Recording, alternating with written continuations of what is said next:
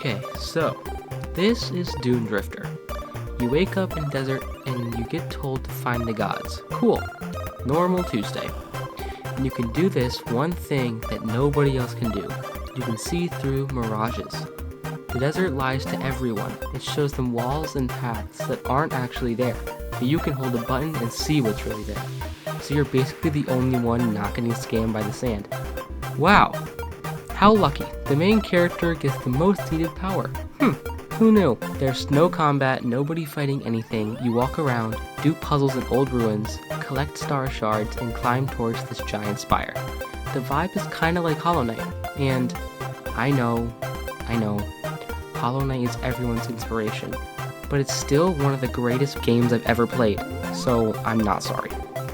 Honestly, I like to draw. Wow! I draw all of the art myself. The desert, buildings, the character, it all has my charm, I would say.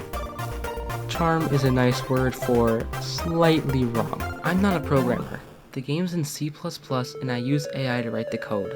So I designed the game and drew the game, and AI wrote the programming I designed to it. For me, it's the thing that actually lets me finish something instead of quitting the second it gets hard, which is what I always used to do. But I'm trying to learn programming so I can make my own games one day. Slowly. Very slowly. Which means anyone with a computer can make games, which is really great because people make it seem so hard, which it is, but it doesn't have to be. So the first real wall I hit was that the game worked, and it felt awful. Not broken, just dead. You'd walk around and nothing had any weight to it. It was just a big walking simulator. I stared at it for a long time, being mad at it, and it turns out it wasn't one big thing, it was like 8 little ones. It was completely silent, so I added little sounds for picking up stuff and talking to people. The character looked like a sticker somebody put on top of the world, so I gave him a shadow and made him bounce a little bit when he walks, and suddenly he was standing there like a real person. None of that changed what the game does, it just gave it skin. Which is annoying because I wanted the fix to be something impressive. One major problem with pixel art and old hardware is that in pixel art, you can get as precise as you want, down to a single pixel. But because of that, you can make really compact sprites. And that was a problem. Having those tiny props on the tiles made it very hard to figure out collisions.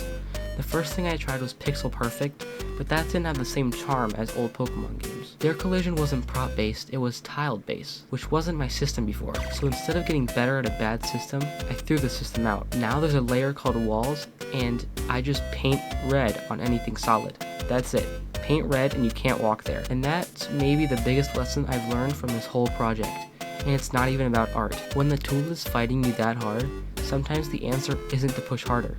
Is to throw out the tool, which took me an embarrassing amount of time to figure out. I've never been more excited than when I successfully flashed my game onto a real, fake Game Boy Advance cartridge. Though there was always doubt in the back of my mind, even if it works in the emulator, what if it doesn't work on the actual GBA? Even so, we still had to try, and it booted.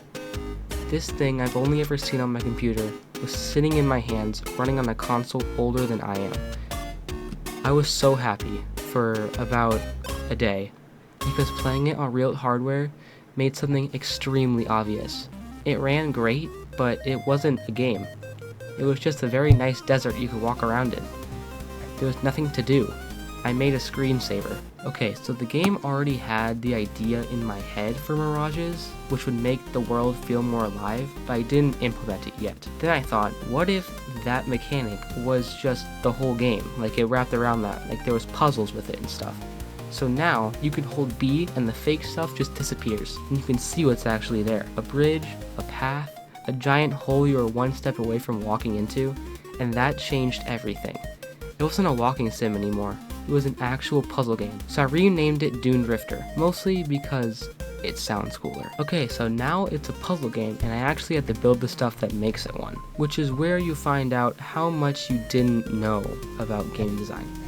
First was up and down. I added height so you can climb real cliffs with ladders, and I made it so that your shadow shrinks as you climb up and then grows as you climb back down. Similar to how Mario and Luigi games do it. Then the world kept growing.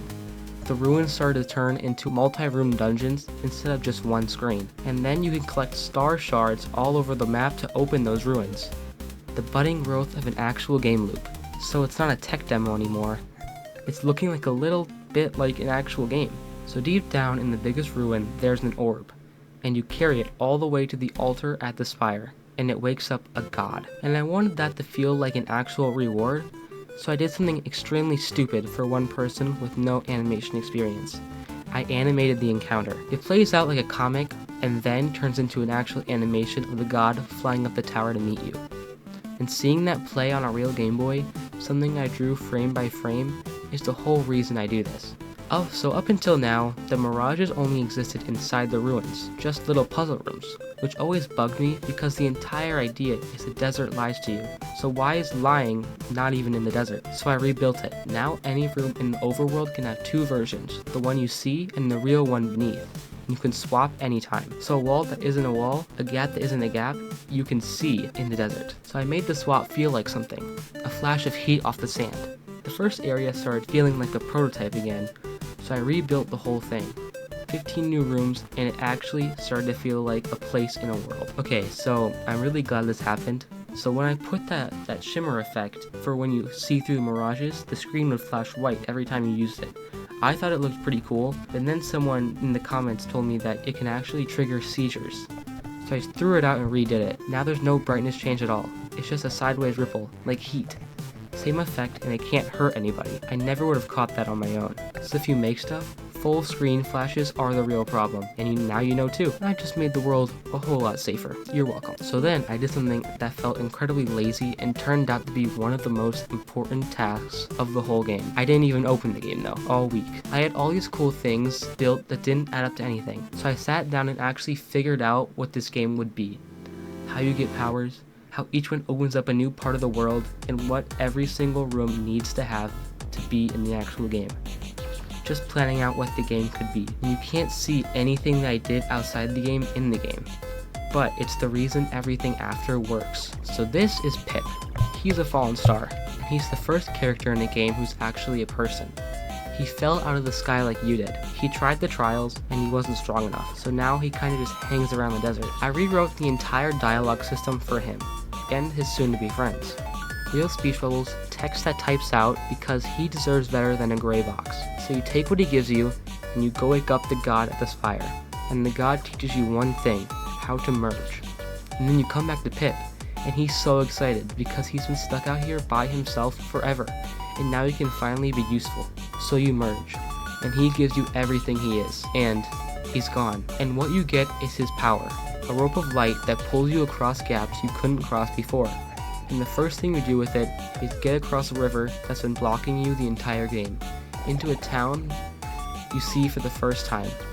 And that's the loop right there. Meet somebody, take what they give you, use it to get somewhere new. And that's the game. That's the whole Metroidvania vibe. But wait, where's all the people, you might ask? They're right here, silly! In a new town that I just made. But wait, there's nobody there. Oh, here they are!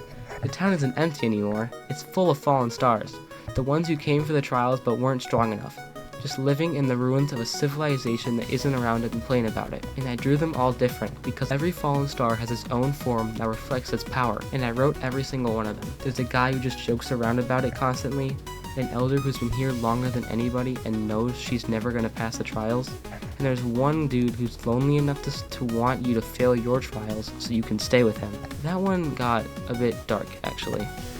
And here's the part I like. None of them tell you the plot.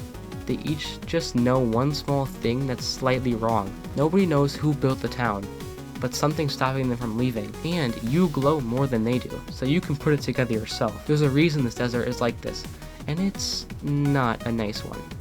But I'm not spoiling that here. So that's everything so far, and it's definitely not done, which is either the fun part or a problem depending on how big this can get.